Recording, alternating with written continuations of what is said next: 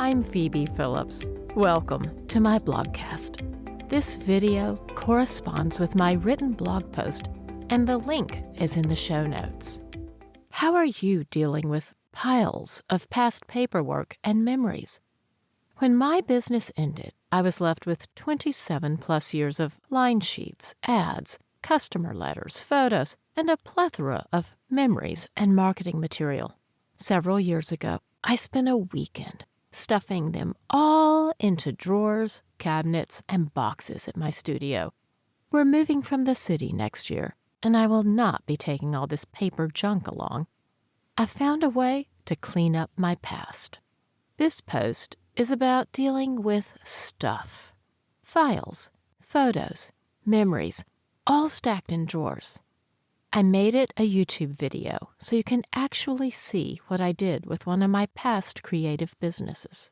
This particular project is for a toy and fundraising project I created in 2010 for the Dallas chapter of the American Red Cross. It was called the Piper the Puppy Project, which came with a small stuffed dog named Piper and a book. The intent was to have a physical item individual donors could see and feel. The donation rate was $100. Now, this wasn't a $100 toy, but the donation supplied enough money for essentials for a child impacted by a disaster.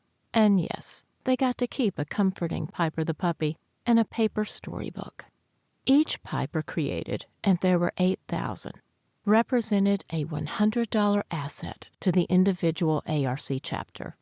It actually grew into a campaign across the nation, including 10 more chapters beyond Dallas, eventually raising $800,000. It became so popular, the national ARC headquarters in D.C. took notice.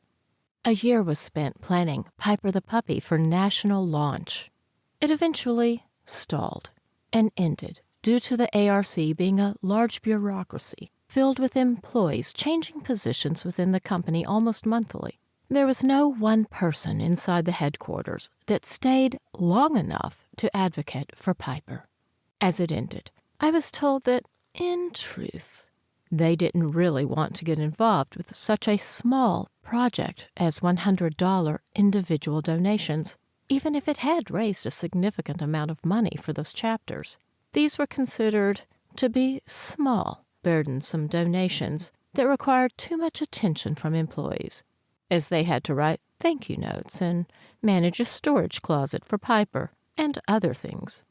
I was told it was just much easier to call on wealthy families and organizations for the same amount, such as $800,000 as a lump sum. Now, I don't know what charities you donate to, and that's your business. I've chosen to help directly with animals. $100 spays or neuters about 3 feral cats. And did you know there's an approximation that each cat spayed or neutered prevents, on average, 100 future cats being born? So I made the choice that the best bang for my 100 is the possibility of having 300 future cats not suffering needlessly in homeless lives. But then I digress. Now back to the blogcast and Clutter. Keep in mind, this is only one of about 10 categories I'm getting a grip on organizing. As many of you know, but some of you don't, I had a toy design and manufacturing company for 25 plus years. It closed in 2010.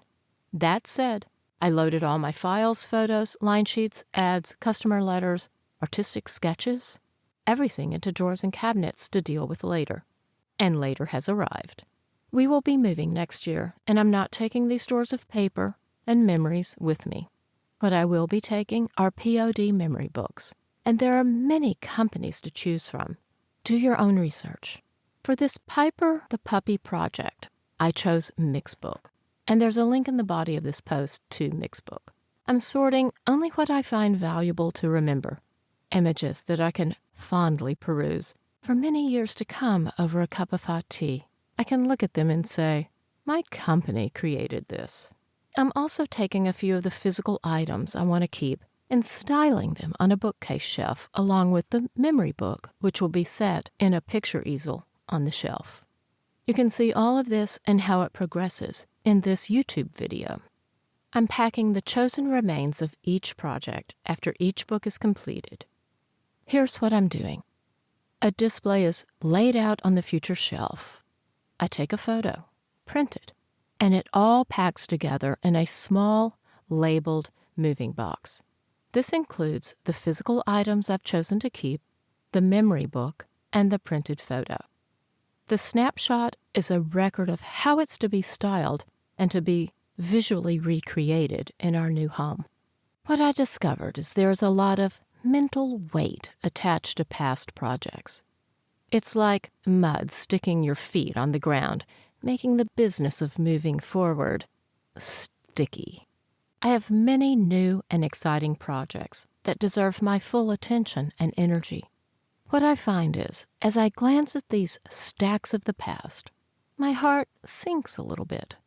My thoughts are distracted because I know I should be closing the past to make the future easier. There's a lot to be said for staying light, bright, and lean. So this quarter of this year, I'm on it. By the end of 2021, the best of my memories will be in a print-on-demand memory book. And the physical pieces I want to keep will have a future place on a future shelf, already styled. All else, it's taking a trip to the dumpster. If you're finding this post randomly on YouTube, the written blog post is attached below in the notes. And if you're a subscriber to this blog, I hope this post encourages you to take the time to constructively and positively deal with clutter, because we all have it. On a separate note, I'm also doing this with photos in my iPhone. And boy, do I have a lot of photos. I'm separating those into categories, creating print-on-demand books, and deleting the photos from my phone. It's a big year. Please send me links to the books you create or ideas on the ways you're paring down your past. If you're struggling with clutter, check out tips from The Minimalist, Joshua and Ryan. Their link is also in this post and the YouTube notes. I've followed their writings and podcast for years, even seeing them in person here in Dallas in 2017. This blogcast was recorded September 2021 in Dallas, Texas.